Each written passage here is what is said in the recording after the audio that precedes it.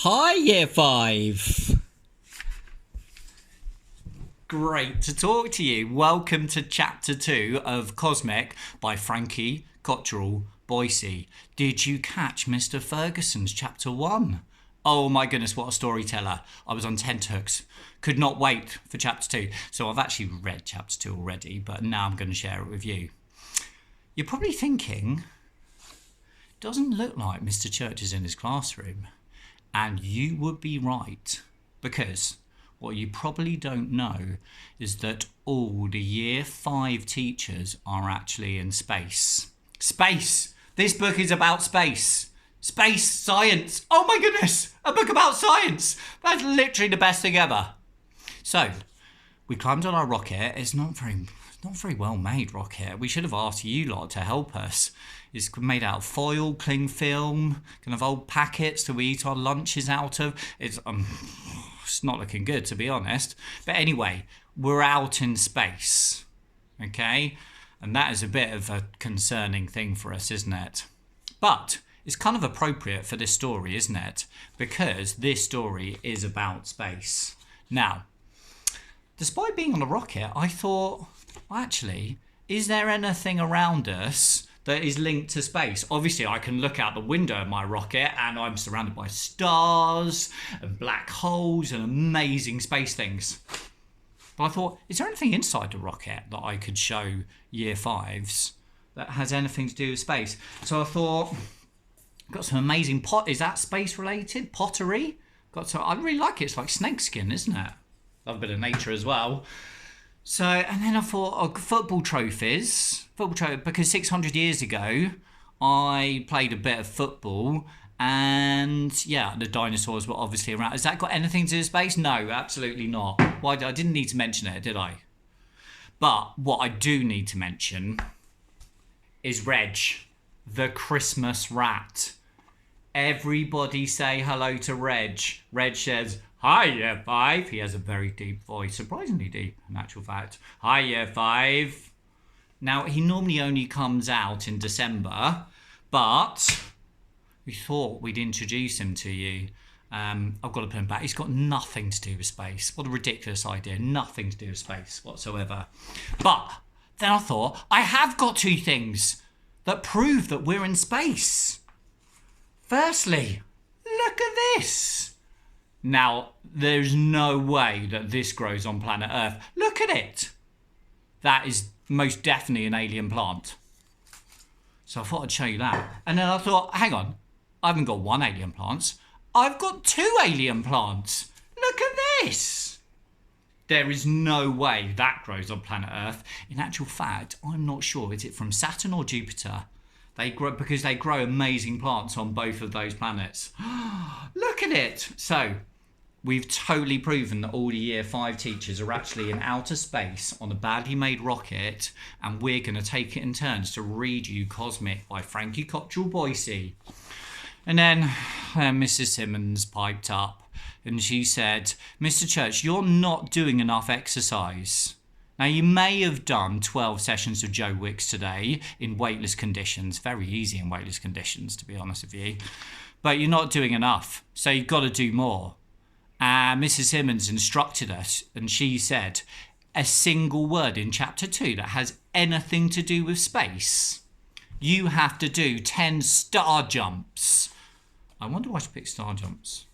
But anyway, what she says goes. So, are you ready? You need a safe space. You need a drink of water. You need your best listening ears in. Are you ready for listening to Chapter 2? Completely doomed. And to do some serious exercise. Love it. English and PE together. Let's crack on with the story. The slightly worrying thing is that I am sort of enjoying this. Being doomed is not good. But being weightless is outstanding. Weightless, that's a space word. 1, 2, 3, 4, 5, 6, 7, 8, 9, 10. Oh my goodness, this could be a long chapter, but don't blame me. Blame Mrs. Simmons and her ideas. Every time I lean forward, I do a perfect somersault. When I stretch my arms in the air, I levitate. Back on Earth, my only special skills are being above average in maths and height. Up here, I've got so many skills, I'm practically a Power Ranger. Then there's the stars. 1, 2, 3, 4, 5, 6, 7, 8, 9, 10. Exhausting.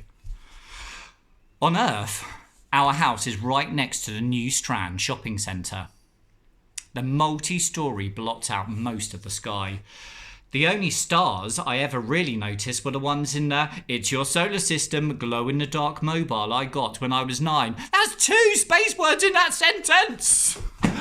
1, 2, 3, 4, 5, 6, 7, 8, 9, 10, 11, 12, 13, 14, 15, 16, 17, 18, 19, 20.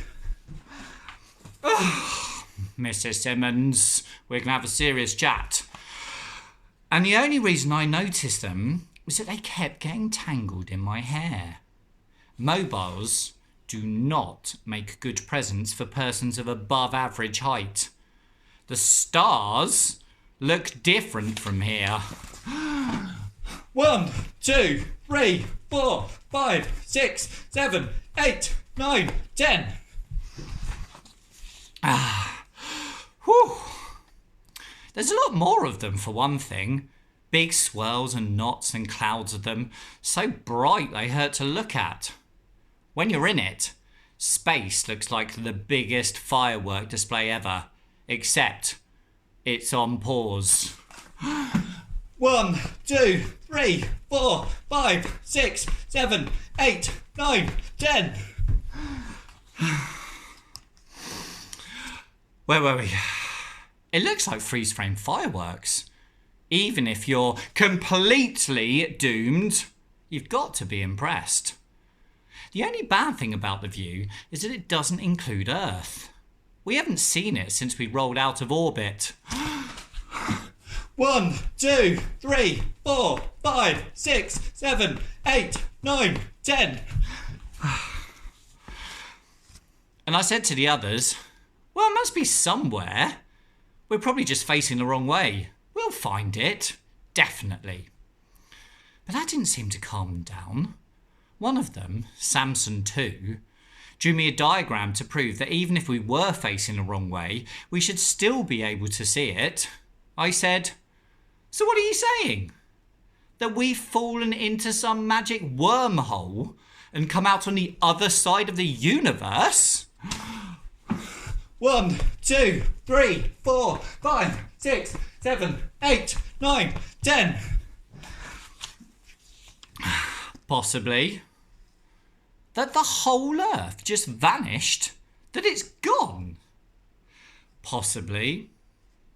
They all screamed until they wore themselves out. And then they went to sleep. At least sleep uses less oxygen. I have tried to imagine that there's someone on the other end of this phone, someone unusually quiet. I've also tried to make actual phone calls. I sort of thought the signal might be better up here, being nearer to the satellites. 1, 2, 3, 4, 5, 6, 7, 8, 9, 10. But it doesn't seem to work like that. There endeth Chapter 2, Completely Doomed, of Frank Cottrell Boyce's Cosmic. It's one giant leap for all of boykind. I really hope you're enjoying the story. I'm definitely enjoying it. So I think that possibly Mrs. Wassell might be reading you Chapter 3. Now that's dead exciting, isn't it? And Mrs. Simmons, I'm sure, will be reading chapters as well. So think about that chapter and what happened. Let's hope he's going to be okay. Take care. Keep smiling. Keep getting out in that sunshine. See you soon. Bye-bye.